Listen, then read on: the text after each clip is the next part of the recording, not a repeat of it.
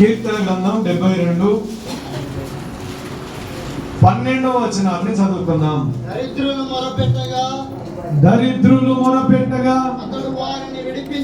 అతడు వారిని విడిపించును, దీనులకు నిరాధారులను అతడు విడిపించును. హల్లెలూయా. ఈరోజు దేవుడు మనతో మాట్లాడుతున్న మాట ఏంటంటే విడిపించే దేవుడు. పక్కన క్షకండి చెప్పండి, ఏ దేవుడు? విడిపించే దేవుడు అని చెప్పండి. అందరూ కూడా అందరు కొంచెం గట్టిగా చెప్పండి అమ్మా. విడిపించే దేవుడు అనండి గట్టిగా. ఆయన ఏ విషయాల్లో నుండి, ఏ సందర్భాల్లో నుండి మనల్ని విడిపించగలడో ఆ విషయాలను మనం ఈరోజు శ్రద్ధగా వినబోతున్నాం. మొట్టమొదటిగా చదవబడిన వాక్యములో ఇదిగో, దరిద్రులు మొరపెట్టగా అతడు వారిని విడిపించును, దీనులను నిరాధారులను అతడు విడిపించును. హల్లెలూయా. వాక్యం అంటా ఉంది, దేవుని పిల్లలారా, ఈరోజు ప్రభు మనతో మాట్లాడుతున్న మాట, మనము కొన్ని విషయాలలో ఇదిగో పట్టబడిన వారంగా ఉన్నాం, విడిపించబడలేని స్థితిలో ఉన్నాం, విడిపించబడలేని స్థితిలో ఉన్నాం. మనం దేవుడు మనతో మాట్లాడుతున్నాడు ఏంటిదంటే, మిమ్మల్ని నేను విడిపిస్తా అంటున్నాడు. హల్లెలూయా. మనకు తెలియదు మనం ఏ విషయాల్లో ఎవరెవరు మనల్ని పట్టుకొని ఉన్నారో, ఎవరు మనల్ని చిక్కబడి, ఎవరిలో మనము చిక్కబడి ఉన్నామో ఆ పరిస్థితులు మనకు తెలియదు. కానీ దేవుడు తన వాక్యం ద్వారా బయలుపరుస్తున్నప్పుడు మీతో దేవుడు, మీరు ఏ బంధకాలలో బంధించబడి విడిపించబడలేని స్థితిలో ఉన్నారో ఆ స్థితి నుంచి నేను మిమ్మల్ని విడిపిస్తా అని దేవుడు మాట్లాడుతున్నాడు. హల్లెలూయా. అందరు తలలు పైకెత్తి వాక్యం వినండి, త్వరగానే నేను ముగిస్తాను. మొదటి మాటగా, దరిద్రులు మొరపెట్టగా అతడు వారిని విడిపిస్తాడు, దీనులు నిరాధారులు అతడు విడిపించును అని వాక్యం ఉంది. అందరూ వాక్యం వినండి. దరిద్రులు మొదపెడితేనంట ఎవరు విడిపిస్తారు? దేవుడు. నిరాధారులు దీనులు అని ఉంది. దీనమైన వారు అమ్మ విను, తల పైకెత్తు. దీనులు నిరాధారులు అంటే ఏ ఆధారం లేనోళ్ళు. నిరాధారులు అంటే ఏ ఆధారము లేనివారు. పైన ఏమో దరిద్రులు అని ఉంది, ఇంకొక దగ్గర ఏమో దీనులు అని ఉంది. దరిద్రులు అంటే దీనులైన, దరిద్రులైన, నిరాధారులైన ఈ తెగవారిని, ఇగో అమ్మా, ఈ తెగవారు లోకము దృష్టికి, ఎవరి దృష్టికి? లోకం దృష్టికి చిన్న చూపు చూస్తారు వీరిని. ఎవరిని అనంటే, ఈ లోకంలో మనం దీనులు కనబడ్డాం అనుకో, మనల్ని చిన్న చూపు చూస్తారు. ఒకవేళ మన స్థితి దరిద్రపు స్థితి అనుకో, అమ్మ ఏ స్థితి? దరిద్రపు స్థితి అనుకో, మనల్ని చిన్న చూపు చూస్తారు. మూడవది నిరాధారులు. ఏ దారులు? నిరాధారులు. ఏ దారులు? నిరాధారులు అంటే ఏ ఆధారం లేని వారు.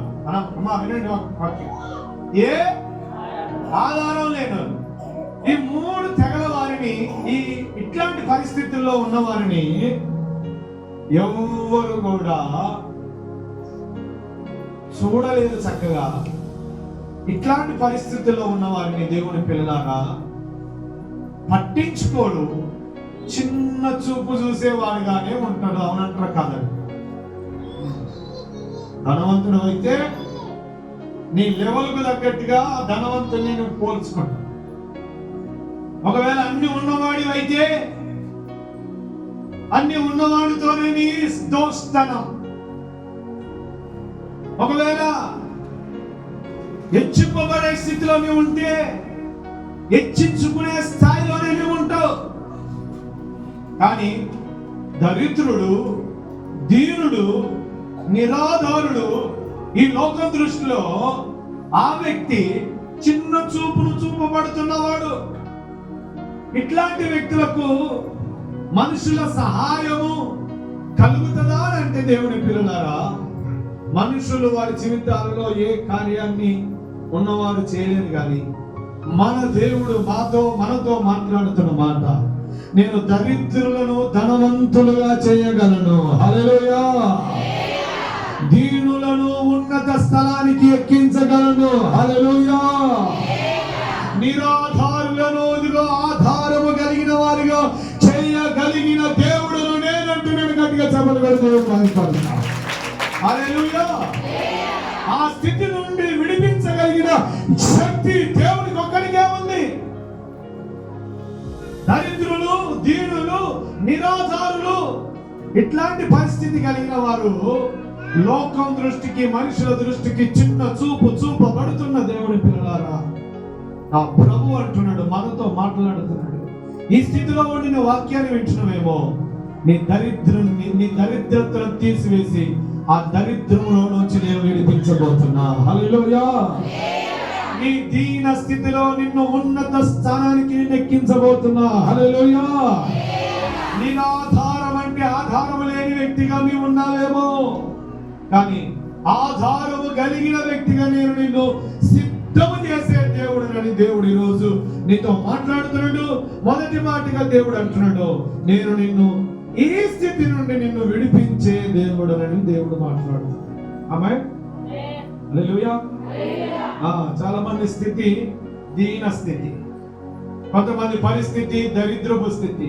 ఆ స్థితి నుంచి బయటికి రావాలని ఎన్నో ప్రయత్నాలు చేస్తున్న ప్రయత్నాలన్నీ విఫలమైపోతుంటాయి. చేస్తున్న ప్రయత్నాలన్నీ కూడా దేవుని పిల్లలారా, ఇదిగో విఫలమైపోతున్న పరిస్థితుల్లో దేవుడు అంటున్నాడు, నీ దరిద్రపు స్థితి నుంచి నేను విడిపిస్తా అంటున్నాడు, హల్లెలూయా. నీ దీన స్థితి నుంచి నేను నిన్ను విడిపిస్తా అంటున్నాడు. మూడవదిగా, నీ నిరాధారముతో, ఆధారం ఏమి లేకుండా, ఇల్లు లేకుండా, వాహనాలు లేకుండా, వస్తువులు లేకుండా, లేకుండా, ఆధారం అనేదే లేకుండా ఉంటున్న పరిస్థితుల్లో నీకు ఆధారము కలిగేటట్టుగా నేను చేస్తానని దేవుడు చేస్తా. ఆ స్థితి నుంచి నేను నిన్ను విడిపిస్తా అని మొదటి మాటగా దేవుడు నీతో మాట్లాడుతున్నాడు. కాబట్టి నా కుమారుడు, కుమార్తె, దేవుని యందు విశ్వాసం ఉంచి నా జీవితంలో నన్ను విడిపించి ఒక స్థాయికి దేవుడు నన్ను తీసుకొని వస్తాడన్న వాళ్ళు గట్టిగా చప్పట్లు కొడితే దేవుని కనపరుస్తూ విశ్వాసంతో దేవుడిని స్తుతించుదుగాక. హల్లెలూయా, హల్లెలూయా. 10వ అధ్యాయం 8వ వచనం చూడండి. దీంట్లోనే కీర్తనలో 10వ అధ్యాయం 8వ వచనం.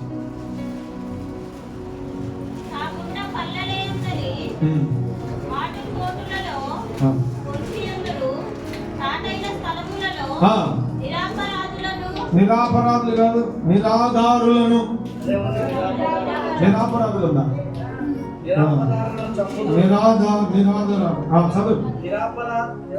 చాటైన స్థలంలో నిరాపరాధులను చంపుతురు. వారి కన్నులు నిరాధారులను పట్టుకోవాలని పొంచి చూచును, హల్లెలూయా. వాక్యం అంటా ఉంది ఇక్కడ, చాటైన స్థలములు నిరాపరాధులను చంపుతురు. వారి కన్నులు, ఎవరి కన్నులు? దుష్టుని యొక్క కన్నులు ఏం చేస్తా ఉన్నాయంటే నిరాధారులను పట్టుకోవాలని చూస్తున్నాయి. దేవుని బిడ్డ, ఆధారము లేని వారు, ఏం లేని వారు? ఆధారము లేని వారిని దుష్టుడు ఏలుబడి చేస్తుంటాడు. ఆధారము లేని వారిని ఇదిగో ధనవంతుడు ఏలుబడి చేయాలని చూస్తుంటాడు. అందుకే ఇక్కడ అంటా ఉంది వాక్యం, నిరాధారులను పట్టుకోవాలని వారు పొంచి ఉన్నారు, కానీ నేను నిరాధారులను ఆధారము కలిగిన వారిగా చేయబోతున్నా. ఆ స్థితి నుంచి నేను విడిపించబోతున్నా అంటున్నాడు. హల్లెలూయా, హల్లెలూయా. మొదటి మాట, దరిద్రులను, దీనులను, నిరాధారులను ఆ స్థితి నుంచి విడిపించి మీకు నెమ్మదిని ఇవ్వబోతున్నాడు. హల్లెలూయా. అది గుర్తుపెట్టుకోండి. రెండో మాట చదువుకుందాం. మొదటి సమూయేలు గ్రంథం 7వ అధ్యాయం 3వ వచనం. మొదటి సమూయేలు గ్రంథం 7వ అధ్యాయం 3వ వచనం. ఇశ్రాయేలు అందరితో సమూయేలు ఇశ్రాయేలీయులందరితో ఇట్లనెను, మీ పూర్ణ హృదయముతో యెహోవా యొద్దకు మీరు తిరిగిన యెడల మీ మధ్య నుండి తీసివేసి పట్టుదల కలిగి యెహోవా తట్టు మీ హృదయములను త్రిప్పి ఆయనను సేవించుడి. అప్పుడు ఆయన ఫిలిష్తీయుల చేతిలో నుండి మిమ్మల్ని విడిపించును. హల్లెలూయా. అమ్మ, రెండో మాట ఏంటిదంటే శత్రువు చేతిలో నుండి విడిపించును దేవుడు. మన దేవుడు ఎవరి చేతిలో నుంచి విడిపిస్తాడు? శత్రువులు మనకి ఎవరున్నారు అంటే, ఒకవైపు నీ సొంత వారే నీకు శత్రువులు అయి ఉండొచ్చు, నీ బంధువులే నీకు శత్రువులు అయి ఉండొచ్చు, సాతాను ఒకవేళ శత్రువు ఉండొచ్చు. వారి చేతిలో నువ్వు చిక్కబడి ఉండి నలిగిపోతున్నావేమో. పలుమార్లు శత్రువుని మీద దాడి చేసి పలుమార్లు ఆ శత్రువు చేతిలో నిన్ను చిక్కించుకొని నీ పరిస్థితిని తారుమారు చేయడానికి చూస్తున్నాడేమో శత్రువు. ఎవరిని చూసైతే నువ్వు భయపడుతున్నావో, ఏ శత్రువును చూసైతే భయపడుతున్నావో, ఆ శత్రువు చేతిలో నుండి నేను నిన్ను విడిపిస్తా అంటున్నాడు. నమ్మిన వాళ్ళు గట్టిస్తాను. హల్లెలూయా. కొంతమంది ఏమో కనబడే శత్రువులు ఉంటారు, కొంతమంది కనబడని శత్రువులు ఉంటారు కదమ్మా. కనబడే శత్రువేమో మన మీద దాడి చేస్తుంటాడు, కనబడని శత్రువేమో లోపల మంత్రమ శక్తులు చెప్తుంటాడు. ఏ శక్తులు? గట్టిగా. కనబడకుండా ఉండాలంటే ఆ శక్తి కావాలి. కనబడి చేసే శత్రువు వేరు, కనబడకుండా శత్రువు మన మీద దాడి చేస్తుంటాడు. వాని చేతిలో మనం ఉండి ఇబ్బందులు పడుతున్న మన జీవితాల్లో దేవుని పిల్లలారా, ఫిలిష్తీయులు ఇశ్రాయేలు ప్రజలకు ఎప్పుడు కూడా శత్రువులుగానే ఉన్నారు.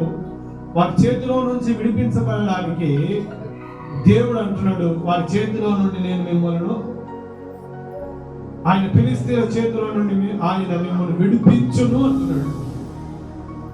ఏ శత్రువు అయితే, ఏ దుష్ట శక్తి అయితే తమ చేతుల్లో మిమ్మల్ని పట్టుకొని మిమ్మల్ని ఆడిస్తుందో ఆ స్థితి నుండి, వారి చేతుల నుండి నేను మిమ్మల్ని విడిపించే దేవుడు ఈరోజు మనతో మాట్లాడుతున్నాడు. హల్లెలూయా.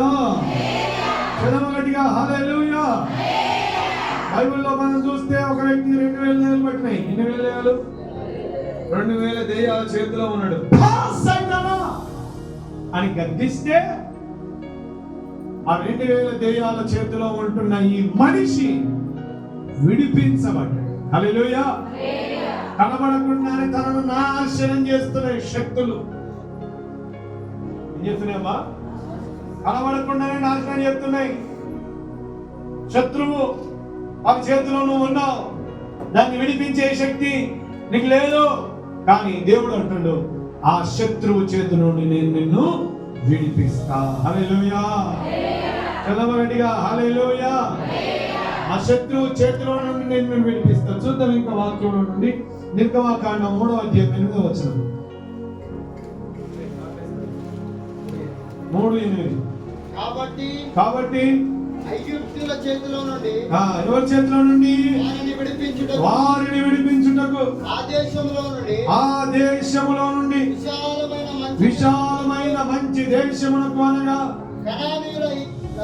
కనానీయులు, హిత్తీయులు, అమోరీయులు, పెరిజీలు, హివ్వీలు, మోయాబీయులకు నివాసమైన పాలు తేనెలు ప్రవహించు దేశమున వారిని నడిపించుటకు నేను దిగి వచ్చి ఉన్న దేవుడును. గట్టిగా చెప్పగలమా? హల్లెలూయా.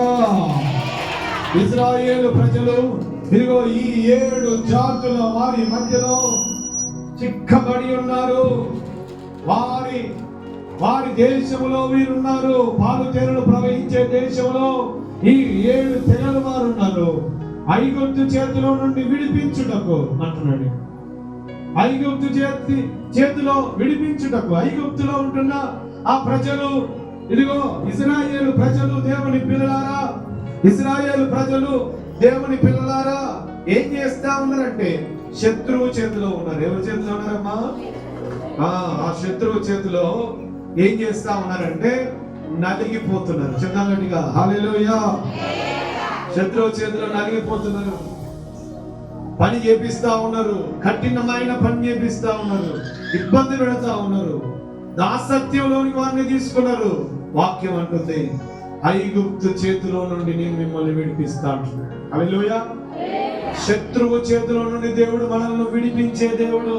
నువ్వు అనుకోవచ్చు, ఈ వ్యక్తి చేతిలో నుండి నేను విడిపించబడగలనా, ఈ దుష్ట శక్తి చేతిలో నుండి నేను విడిపించబడగలనా అనుకొని ఆలోచన చేసే వాడిలో ఉండొచ్చు. వాక్యం అంటా ఉంది, శత్రువైన అపవాది, శత్రువైన దుష్టుని శక్తి యొక్క ప్రభావం నుండి నిన్ను విడిపించడానికి ఇగో ఆయనే, వాక్యం అంటుంది, నేనే నీ మధ్యలోకి దిగి వస్తున్నాను. ఎంత గొప్ప దేవుడిని మనం కలిగి ఉన్నాం. మనము శత్రువు చేతిలో ఉంటే, మనం అపవాది చేతిలో ఉంటే, మనం అపవాది కబంధాస్తాలలో ఉంటే మనలను విడిపించడానికి ఇగో దేవదూతలు పంపుతలేడు కానీ దేవుడే దిగి వచ్చి నేను వారి చేతిలో నుండి నిన్ను విడిపిస్తాను, ధైర్యంగా ఉండు నా బిడ్డ. హల్లెలూయా, హల్లెలూయా. చదవగట్టిగా హల్లెలూయా. అబ్రాహాము భార్య అయిన శారాను తీసుకొని వెళ్ళి అబీమెలెకు తీసుకొని వెళ్ళి ఆ ఇంట్లో ఉంచుకున్నాడు. శారాను ఉంచుకుంటే అతని చేతిలో తీసుకున్నాడు. రాజు చేతిలో నుండి విడిపించడానికి శక్తి ఎవరికైనా ఉంటుందా అంటే ఎవరికి ఉండదు. రాజు సొంత భార్య అయిన అబ్రాహాము భార్యను తీసుకొని వెళ్ళిండు. ఆ భార్యను పంపింది అంటే పంపించే అధికారం ఉందా అని ఆ మాట అనడానికి రాజుతో ముఖాముఖిగా మాట్లాడే శక్తి ఉందా అంటే లేదు. కానీ దేవుడు ఆ రాత్రి మాట్లాడుతున్నాడు, అబీమెలెకు నీ ఇంటికి వచ్చిన ఎవరు అనుకున్నావు తెలుసా, ఒక ఆయన భార్య. నువ్వు ఆ విషయంలో ఏమైనా తేడా చేస్తే నువ్వు ఉండవు, నీ సంతతి ఉండదు, నీ రాజ్యం ఉండదని దేవుడు ఆమెను గద్దించి ఆయన చేతిలో చిక్కబడిన శారమును క్షేమంగా ఇంటికి తీసుకొచ్చాడు. కొట్టు గట్టిగా సపోర్ట్లు. మన దేవుడి యొక్క శక్తి అది. హల్లెలూయా. మన దేవుడి యొక్క పవర్ అది. అందుకే నువ్వు అనుకోవచ్చు, నీ పక్షంగా దేవుడు మన పక్షంగా ఉండి నువ్వు హాయిగా నిద్రపోతున్నావంటే నీ మీదకి శత్రువు చేస్తున్న ప్రయోగాలు, మనుషులు చేస్తున్న ప్రయోగాలు, అపవాది చేస్తున్న ప్రయోగాలు ఎన్నో ఉండొచ్చు. వాటన్నిటిని దేవదూతలను కావలి పెట్టి వాటన్నిటి చేతిలో నుండి నిన్ను విడిపిస్తున్నాడు కాబట్టి నువ్వు సురక్షితమైన ఆయన రెక్కల క్రింద భద్రపరచబడి ఉన్నావు. ఆమేన్. హల్లెలూయా, హల్లెలూయా. అందుకే దేవుడు అంటుండు, నేను మిమ్మల్ని శత్రువు చేతిలో నుంచి విడిపిస్తా. హల్లెలూయా. హాయిగా నిద్రపోగలిగితే దేవుని స్తుతిస్తూ ఏ శత్రువు నీ మీదకి దాడి చేయడు. కొంతమందికి అనుమానం ఎక్కువ. ఏమెక్కువ చెప్పండి గట్టిగా. అనుమానం. ఒకవేళ నిమ్మకాయ దొక్కిరనుకో, జీడి గింజలు దొక్కిరనుకో, ఆ ప్రాంతానికి వెళ్తున్నప్పుడు ఆ గుడి మీద ఉన్న బొమ్మ కొంచెం విధానట్టునే చూసి ఇట్లా అనిపిస్తుంది. అప్పుడప్పుడు ఆ కథ ఇక భయం ఏమైతుంది, భయం అయితే రాత్రంతా నిలబడ్డది. ఇక కానీ నీలో ఉన్నవాడు లోకంలో ఉన్నవాడి కంటే గొప్పవాడు. అట్లాంటి భయాన్ని పెట్టుకునేటోళ్ళు ఉన్నారు, తిరిగి ఆత్మలు. హల్లెలూయా. అదే నేను అడుగు పెడుతున్న ప్రతి స్థలంలో నీతో పాటు దేవుడు వస్తున్నాడు.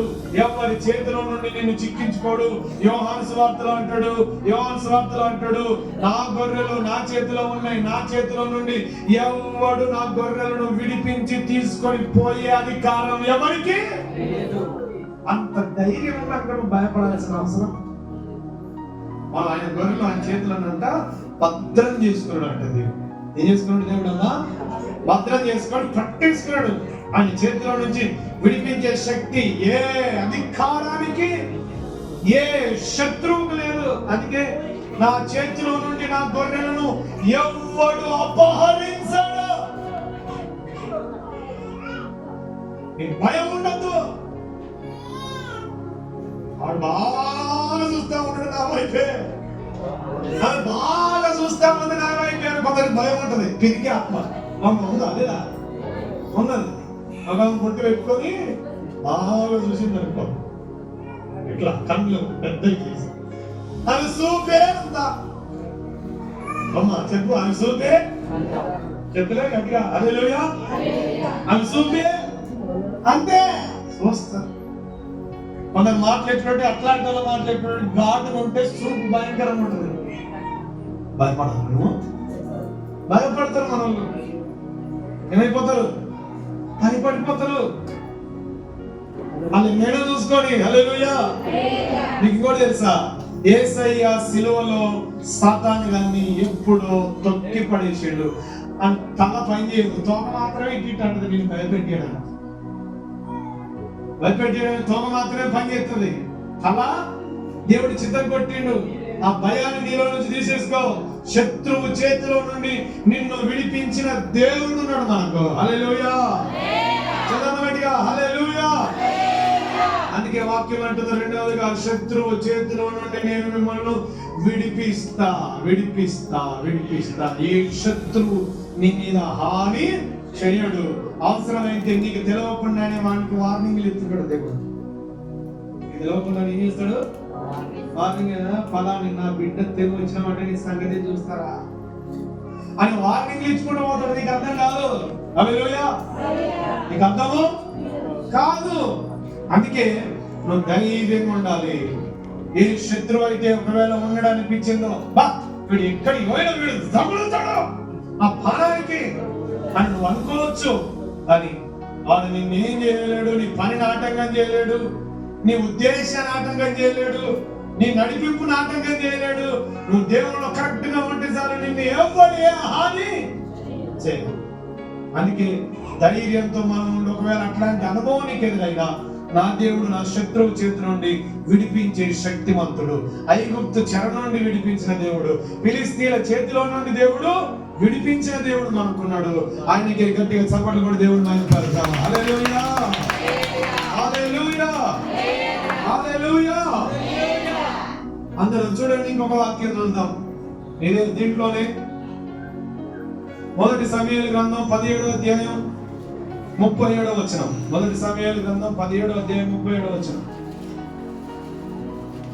17:37. సింహం యొక్క బలము నుండి, ఎలుగుబంటి యొక్క బలము నుండి నన్ను రక్షించిన యెహోవా ఈ ఫిలిష్తీయుల చేతిలో నుండి కూడా నన్ను విడిపించునని చెప్పాను. గట్టిగా చప్పట్లు కొడదామా? హల్లెలూయా. శత్రువైన అపవాదిగాడైన గొలియాతు నిలబడి ఉన్నాడు. అమ్మ విను, ఎవరు నిలబడి ఉన్నారు ఇక్కడ? గొలియాతు నిలబడి ఉన్నారు. దావీదు అంటున్నాడు, ధైర్యపు మాటలు మాట్లాడుతున్నాడు. అమ్మ విను, ధైర్యపు మాటలు ఏంటిదంటే, సింహం బలము నుండి విడిపించాడు నా దేవుడు, ఎలుగుబంటిని చీల్చే శక్తినిచ్చాడు నా దేవుడు. ఇదిగో వీడు 6 జానుల మూరెడెత్తున్నప్పటికీ వీడు చూసి అందరూ భయపడుతున్నా, నేను మాత్రం భయపడను. హల్లెలూయా. అమ్మా ఎందుకు భయపడవు? అమ్మా ఎందుకు భయపడవు? అందరు ఆ పరిస్థితులను చూసి భయపడతా ఉంటే నువ్వెందుకు భయపడవు అని ఒకవేళ నిన్ను అడిగితే నువ్వేం సమాధానం చెప్పాలి తెలుసా? దావీదులాగా సింహాన్ని చీల్చిన అభిషేకం నాలో ఉంది. కొట్టిల్ గట్టిగా చప్పట్లు. హల్లెలూయా. ఎలుగుబంటిని చీల్చే అభిషేకం నాలో ఉంది అన్న గట్టిగా చప్పట్లు కొట్టండి. వచ్చిందా? హల్లెలూయా. ఎలుగుబంటిని చీల్చే శక్తి, ఇదిగో సింహాన్ని ఎలుగుబంటిని చీల్చే శక్తి, ఇదిగో సింహాన్ని చీల్చే శక్తి ఉంది. ఈ పరిస్థితి ఏంటది? ఇదిగో ఈ ఆటంకాలు ఏంటది? ఇదిగో ఈ దుష్ట ప్రభావం ఏంటది? ఇదిగో ఈ ఆటంకాలు, ఈ అవరోధాలు, ఈ శోధనలు, ఈ ఇబ్బందులు, ఈ కన్నీళ్లు ఏంటవి? ఇదిగో దావీదు బలం తెచ్చినటువంటి దేవుని బట్టి, ఇదిగో సింహం బలము నుండి, ఎలుగుబంటి బలము నుండి నన్ను విడిపించిన దేవుడు, ఇక కంటికి కనపడుతూ నన్ను భయపెట్టిస్తున్న ఈ గొలియాతును కూడా తన పరిశుద్ధాత్మ శక్తి ద్వారా విడిపించగలడు. హల్లెలూయా, హల్లెలూయా. ఈ ఐగుప్తుని, ఈ ఫిలిష్తీయుల చేతుల నుండి కూడా నన్ను విడిపించగలనే ధైర్యం దావీదులో ఉంది. హల్లెలూయా. మరి మీలో ఎంత ధైర్యం ఉందో చెప్పండి గట్టిగా. హల్లెలూయా. ఉందా? శత్రువుని జయించే అధికారం నాకున్న వాళ్ళు దేవుని స్తోత్రం చెప్పాలి. కొంచెమే చెప్తున్నారు, గట్టిగా చెప్పాలి. నువ్వు అల్లే కొంతమందికి భయంలో ఎక్కువ అరుపులు వస్తాయి. దేవులో భయం వచ్చిన అరుపు ఎక్కువ వస్తుంది. భయం ఉంటే ఏమైతుంది? అరుపులు ఎక్కువ వస్తాయి. ఇప్పుడు వాడు భయపెట్టిస్తున్నప్పుడల్లా నీ అరుపు ఎక్కువ కావాలి. ఏంటి అరుపు? ఏమనుకుంటుంది? కాదు,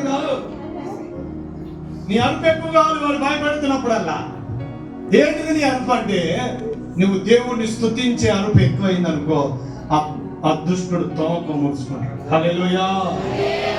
ఏ శత్రువునైతే చూసి ఇన్ని రోజులు ఇశ్రాయేలు ప్రజలు భయపడ్డారో, అమ్మా విను, ఏ శత్రువును చూసి ఇశ్రాయేలు ప్రజలు భయపడ్డారో, ఇదిగో అదే శత్రువును చూసి దావీదు ధైర్యంగా ఓడించడానికి, దావీదుకి ఆ పుట్టోనికి ఆ ఎర్రోనికి ఎందుకంత శక్తి అనంటే, దేవుని పిల్లలారా, అతనిలో పరిశుద్ధాత్ముడు పని చేస్తున్నాడు. హల్లెలూయా. ఏ ఆత్మ పని చేస్తా ఉన్నది? పరిశుద్ధాత్మ పని చేస్తుంది. హల్లెలూయా. పరిశుద్ధాత్మ ఎదుట ప్రతి దుర్గము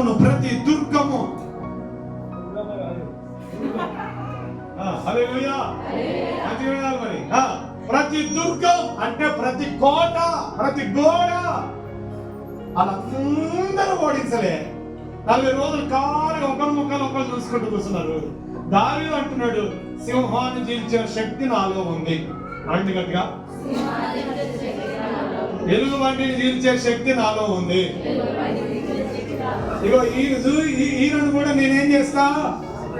జయిస్తా అని ఆ శక్తి దావీదుకి ఎందుకు కలిగిందంటే, దేవుని పిల్లలారా, దావీదులో పరిశుద్ధాత్ముడు పనిచేస్తున్నాడు.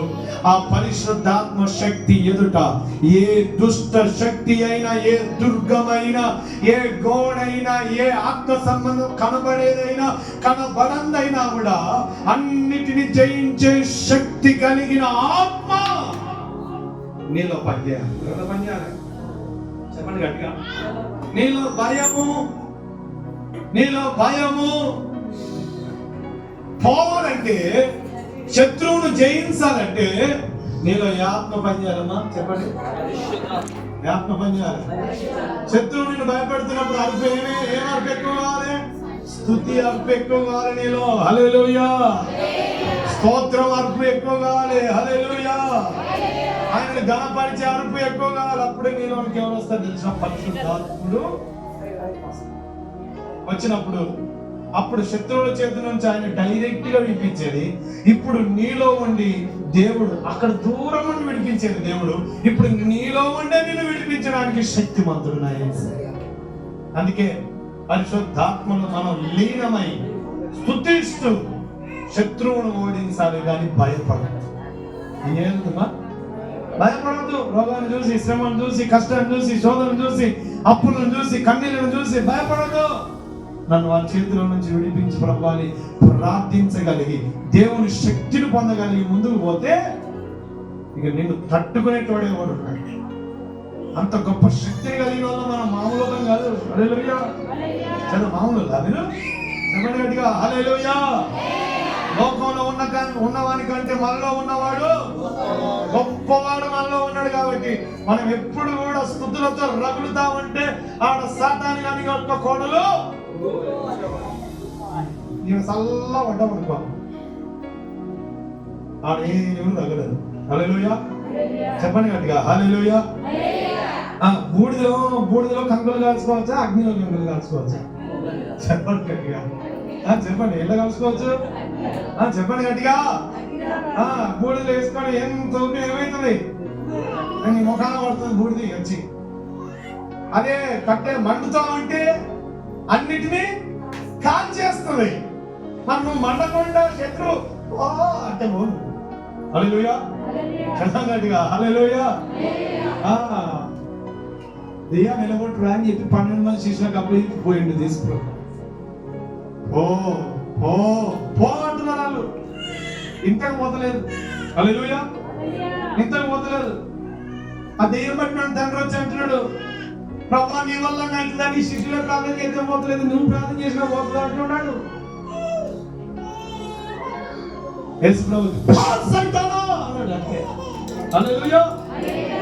అక్కడే మాట విడిచిపెట్టు, చెవిటి మోగ దెయ్యమా విడిచిపెట్టంటే విడిచిపెట్టు.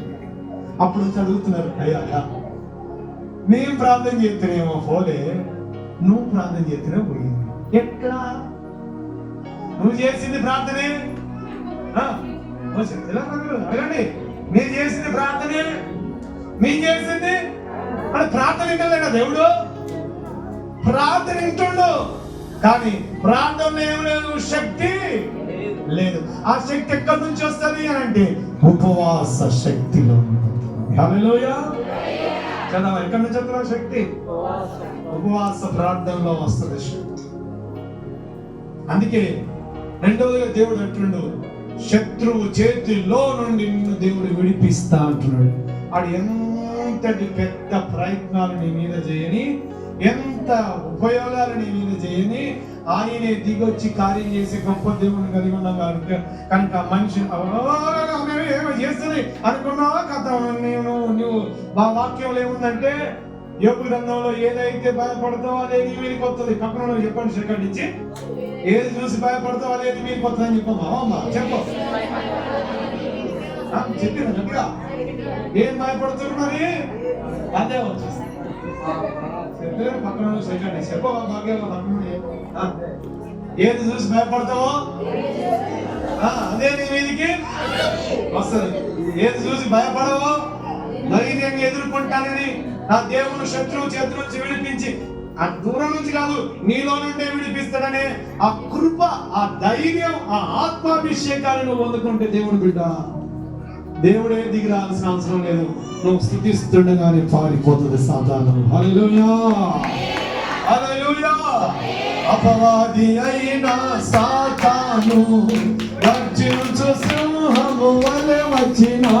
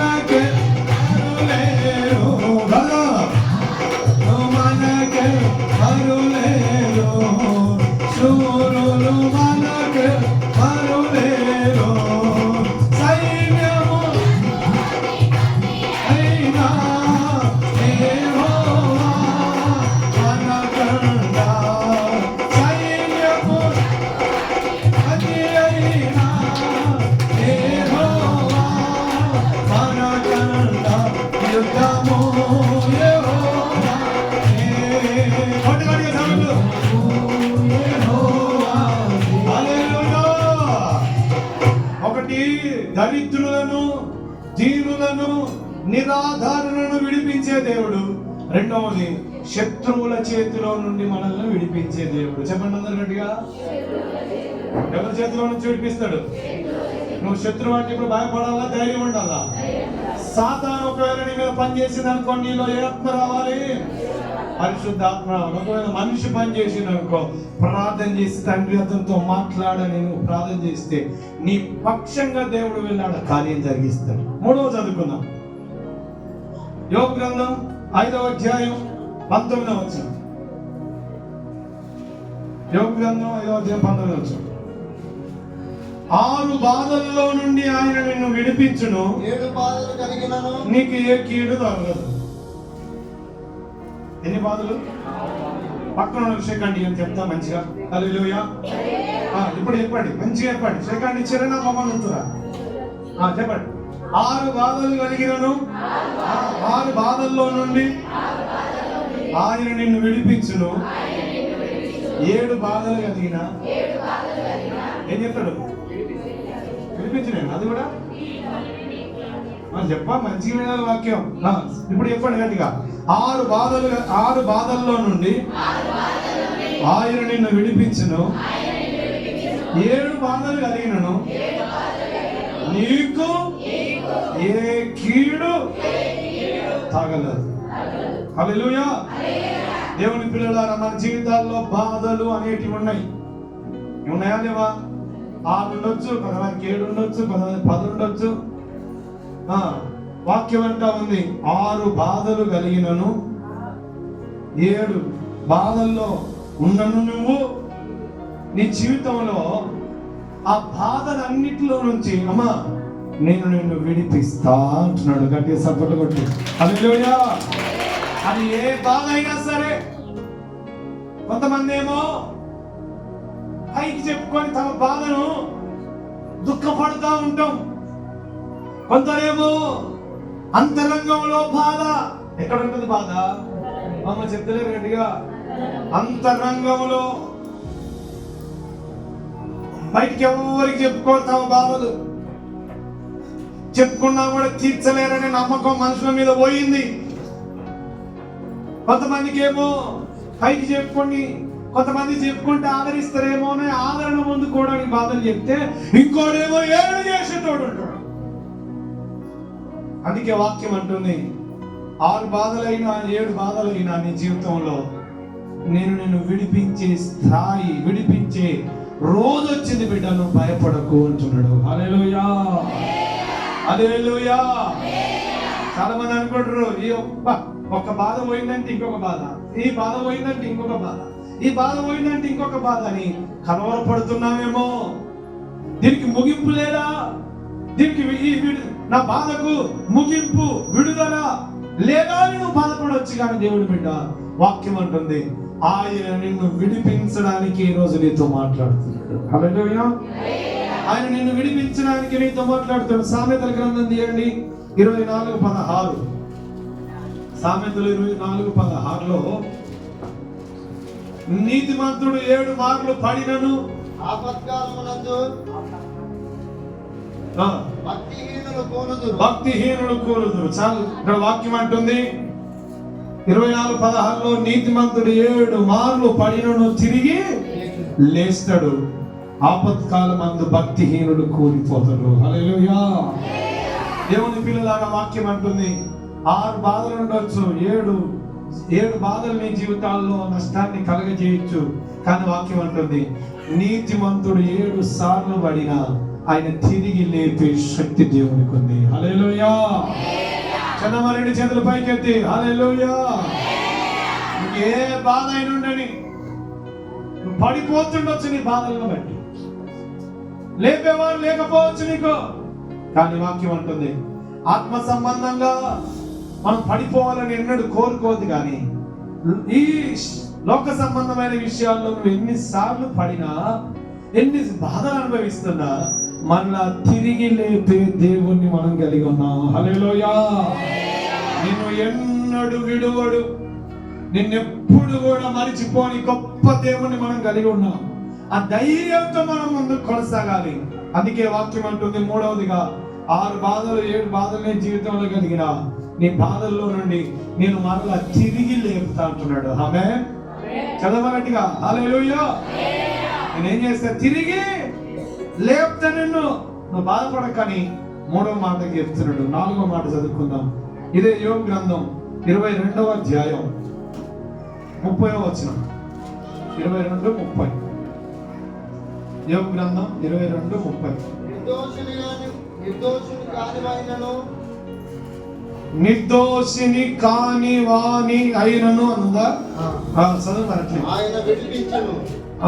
22:30లో నిర్దోషి కాని వాని నైనను ఆయన విడిపించును, అతడు నీ చేతుల శుద్ధి వలన విడిపించబడును. గట్టిగా చప్పట్లు కొట్టి దేవుని మహిమపడతా. హల్లెలూయా. ఇంకా ఆఫర్ ఇచ్చిన దేవుడు ఏం ఆఫర్ అంటే దోషికి శిక్ష ఉంటుంది. అదే నిర్దోషి కానివాడు అంటే దోషం చేసినవాడు. ఆ దోషం చేసిన వారి దోషాన్ని కూడా నేను విడిపిస్తానని దేవుడు గొప్ప మాట సెలవిస్తున్నాడు. హల్లెలూయా. 33వ అధ్యాయం 24వ వచనం దీంట్లోనే 33:24.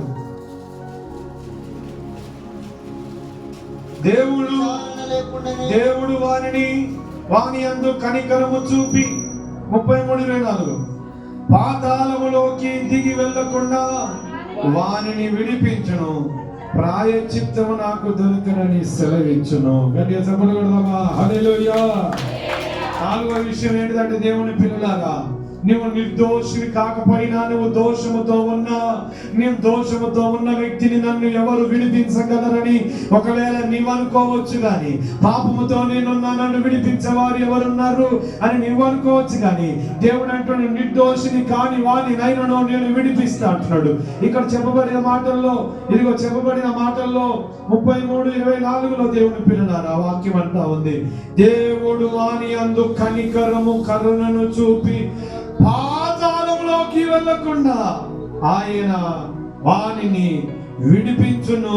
హల్లెలూయా. చెప్పండి గట్టిగా, 2 చేతులు పైకెత్తి హల్లెలూయా. వాక్యం అంటుంది పాతాళంలోకి వెళ్ళకుండా. నువ్వు దోషివైనా సరే ఆయన దగ్గరికి వస్తే ఆయన నిన్ను నిర్దోషిగా చేసి పాతాళంలో దిగకుండా ఆయన నిన్ను విడిపించును అంటున్నాడు. చూద్దాము. 5వదిగా కీర్తనలు 25:15. కీర్తన 25:15.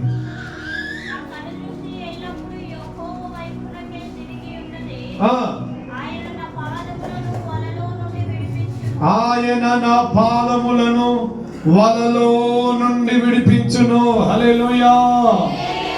5వది ఏంటిదంటే వలలో నుండి విడిపించును అని అందరు గట్టిగా. వలలో దేనికి ఎత్తరమ్మా? చేపలకు. ఇంకా మనల్ని వేరే దానికి కూడా ఇస్తారు.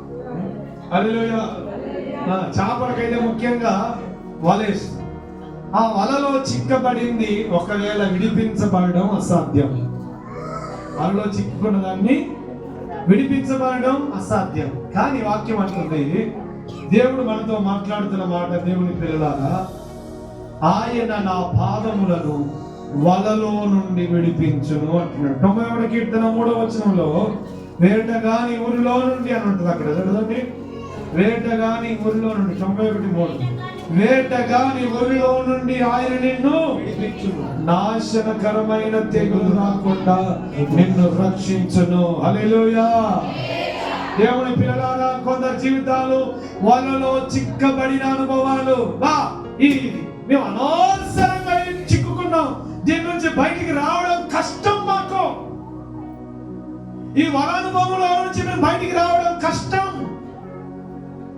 చిక్కబడి ఉన్నాం, వాళ్ళలో తప్పించేవారు లేరు అని బాధపడుతున్నామేమో.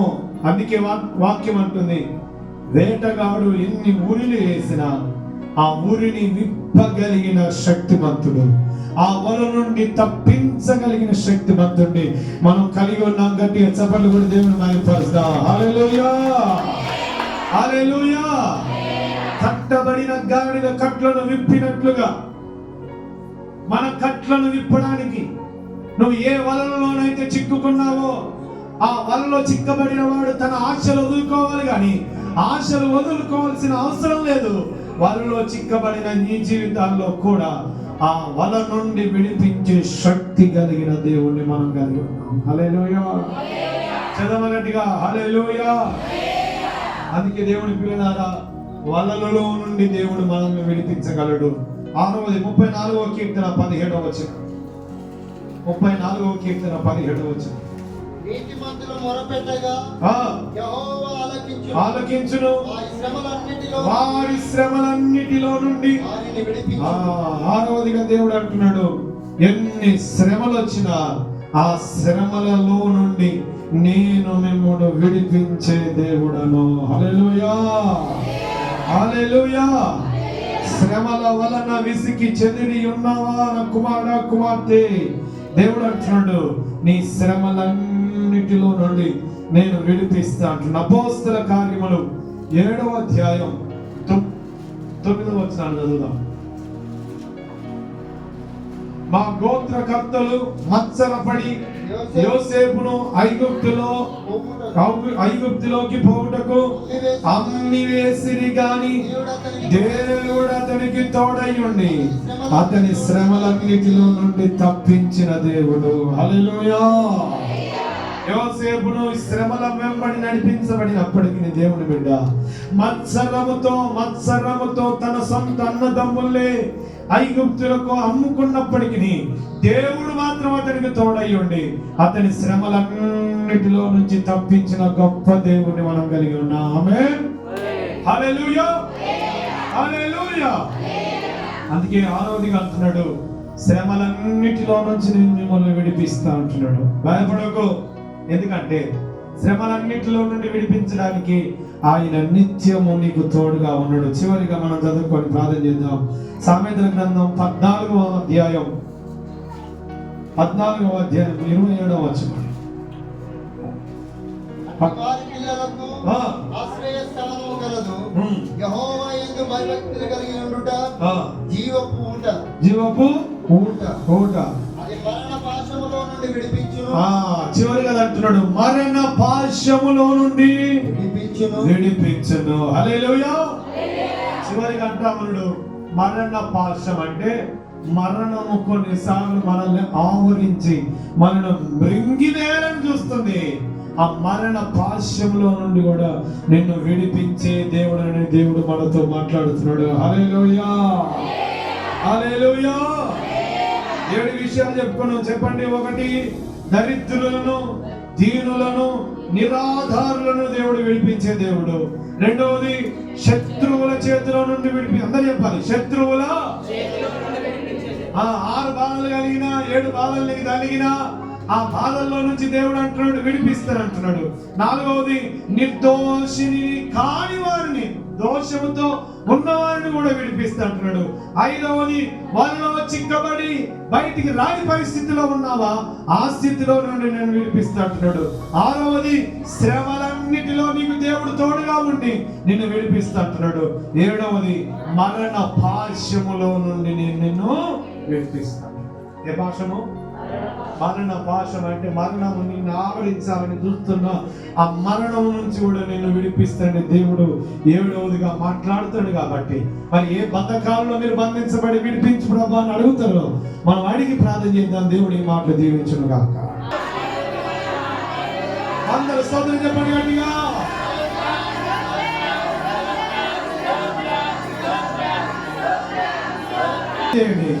నన్ను విడిపిస్తానని సెలవిచ్చిన దేవుడు నాయన.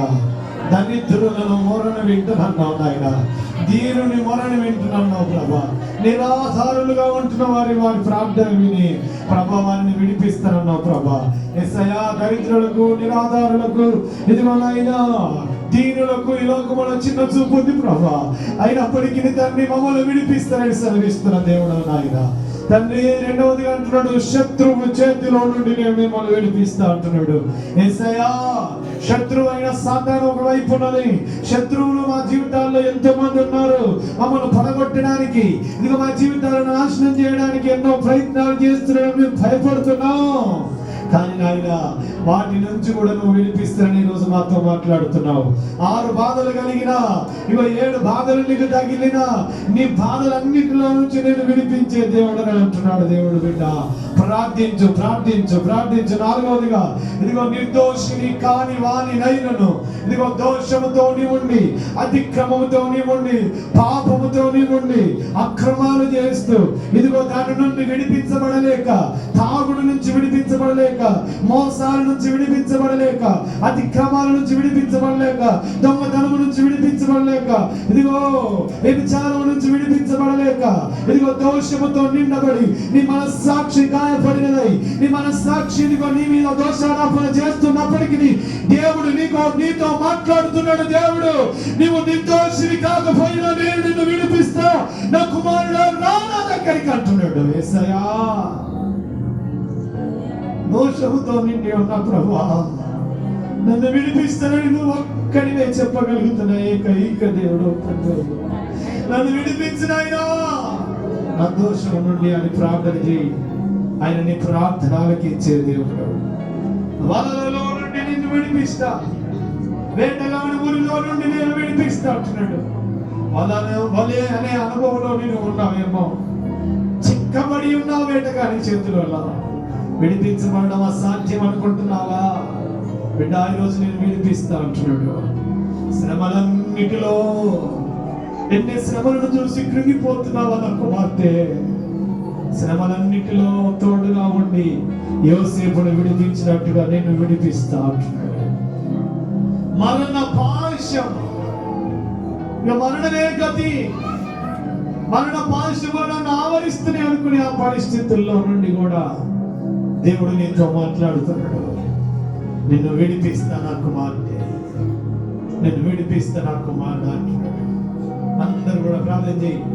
ఏ విషయంలో దేవుడు నేను విడిపించాలని కోరుకుంటున్నావో నీ చేతులు పైకెత్తి దేవునికి ప్రార్థన చేయి. 1 నిమిషం సమయం ఇస్తున్నా నీకు. ఇదిగో శత్రువు చేతి నుంచి విడిపించబడాలనుకుంటున్నావా? ఇదిగో దీన స్థితి నుంచి నువ్వు విడిపించబడాలనుకుంటున్నావా? 6 బాధలు 7 బాధలు కలిగి నువ్వు విడిపించబడాలని కోరుకుంటున్నావా? దోషంతో నింపబడి నేను విడిపించబడాలని కోరుకుంటున్నావా? బాధలలో నుండి నువ్వు విడిపించబడాలని కోరుకుంటున్నావా? శ్రమల్లో నుండి విడిపించబడాలని కోరుకుంటున్నావా? ఇదిగో మరణ పాశంలో విడిపించబడాలని కోరుకుంటున్నావా? ప్రార్థన చేయి. నీ చేతులు పైకి ఎత్తుకొని ప్రార్థన చేయి. అందరూ కూడా మరణ ఛాయలో మెరసిన నీ ప్రేమ, నలిగిన బ్రతుకున కురిసిన నీ కృప, మరణ ఛాయలో మెరసిన నీ ప్రేమ, నలిగిన బ్రతుకున సమర్పణ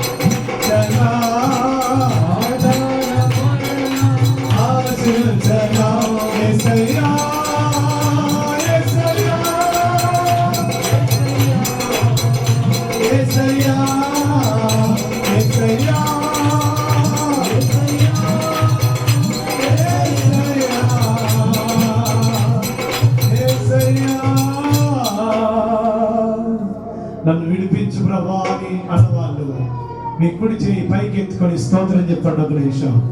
నన్ను విడిపించిన ఆయన చెప్పబడిన 7 విషయాల్లో నుండి ఏ బాధ ఏ కష్టం నీకుందో దేవుని బిడ్డ ఆ విషయంలో నన్ను విడిపించని అడిగితే దేవుడు నీ జీవితంలో ఈ రోజే విడుదల ప్రారంభించబోతున్నాడు.